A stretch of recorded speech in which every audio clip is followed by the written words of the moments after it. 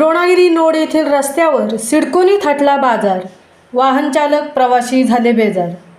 सिडकोने द्रोणागिरी नोड परिसरातील सेक्टर 50 ते सेक्टर 56 या ठिकाणच्या मुख्य रहदारीच्या रस्त्यावर बाजार सुरू केला आहे। त्यामुळे उरण नवी मुंबई शहराच्या दिशेने जाणाऱ्या येणाऱ्या वाहन चालक प्रवासी नागरिकांना वाहतूक कोंडीचा सामना करावा लागत आहे।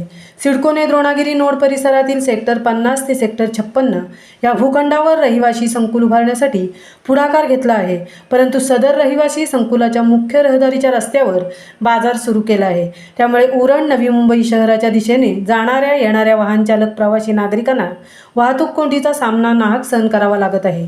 तरी राज्याच्या नगरविकास मंत्र्यांनी सिडकोच्या मुजोरखोरी विरोधात ठोस उपाययोजना करण्यासाठी पुढाकार घ्यावा, अशी मागणी वाहन चालक व प्रवाशांकडून करण्यात येत आहे।